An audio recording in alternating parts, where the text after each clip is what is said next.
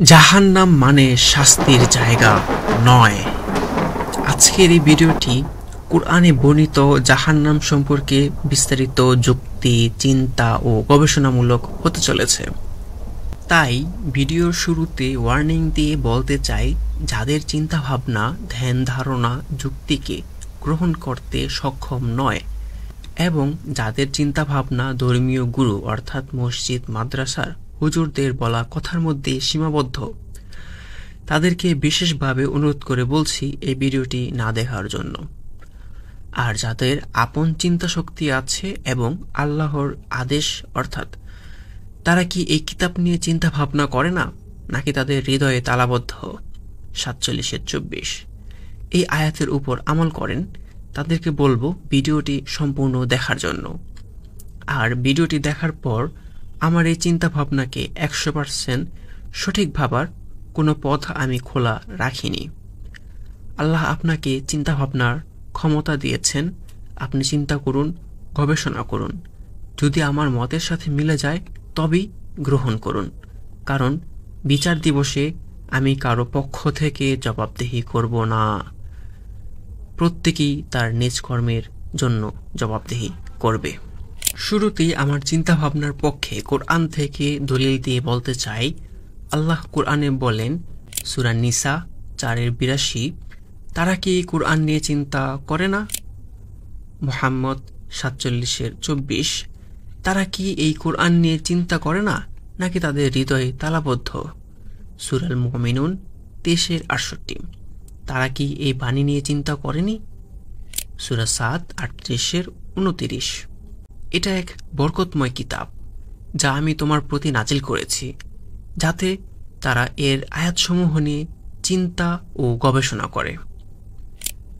সূরা আল বাকারা 2-219, এভাবে আল্লাহ তোমাদের জন্য আয়াতসমূহ স্পষ্ট করে দেন যাতে তোমরা চিন্তা করো। সূরা রোম 30-8, তারা কি নিজেদের মধ্যে চিন্তা করে না? সুতরাং আপনি বুঝতে পারলেন, আল্লাহ কোরআনকে অন্ধবিশ্বাস করতে বলেনি, অর্থাৎ এই কোরআনের প্রতিটি আয়াত নিয়ে চিন্তা ও গবেষণা করার পর যে উপলব্ধি হবে সে উপলব্ধি অনুযায়ী আমল করার নির্দেশই আল্লাহ দিয়েছেন। এবার মূল আলোচনা। জাহান্নাম মানে শাস্তির জায়গা নয়, এটা বুঝতে হলে অবশ্যই আপনাকে এই উদাহরণটা বুঝতে হবে। আর সেটা হচ্ছে, ধরুন একজন বিজ্ঞানী, নাম হলো হেনরিক, একা একা বসে আছেন এবং ভাবছেন তার দৈনন্দিন কাজগুলো সহজ করার জন্য এবং নিঃসঙ্গহীনতা থেকে মুক্তির জন্য কিছু রোবট বানাবে। তাই সে কয়েকটি রোবট বানিয়ে ফেলল। এখন এই রোবটগুলোর কাজ কি তা প্রোগ্রামের মাধ্যমে রোবটগুলোর মধ্যে সেট করল। অতঃপর রোবটগুলো প্রোগ্রাম অনুযায়ী কাজ করছে, কিন্তু এরই মধ্যে কিচেন সেক্টরে একটি রোবটের প্রোগ্রামে সমস্যা হওয়ায় রোবটটি নিজেই নিজেকে ধ্বংস করে ফেলছে।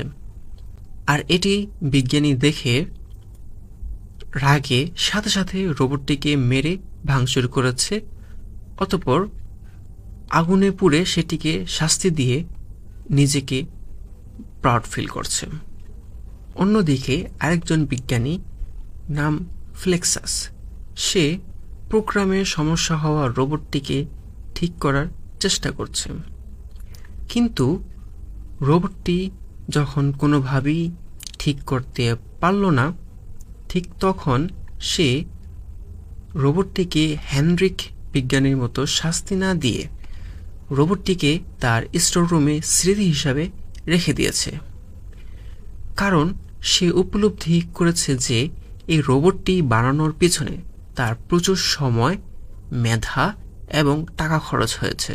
এবার আপনাদের কাছে প্রশ্ন, উল্লেখ্য বিষয়ে কে উত্তম? ক, যে সাইকোর মতো রোবটটিকে শাস্তি দিয়েছে সে, নাকি যে রোবটটিকে স্টোর রুমে স্মৃতি করে রেখেছে সে?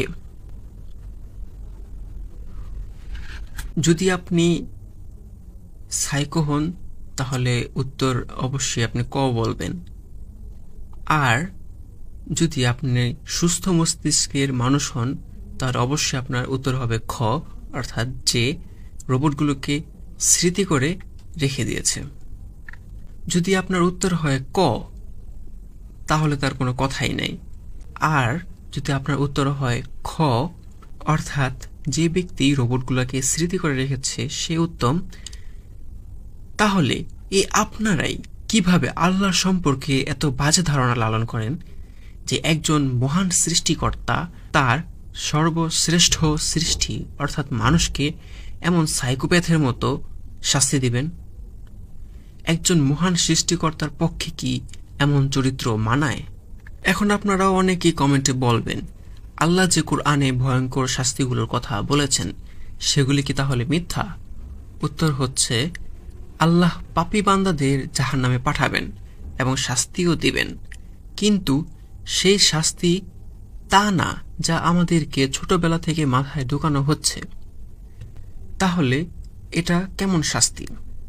এর উত্তর আমি নেক্সট ভিডিওতে দিব ইনশাআল্লাহ। সে পর্যন্ত সাথেই থাকুন। আজকের ভিডিওটি এই পর্যন্তই। ভালো থাকবেন। আল্লাহ হাফেজ।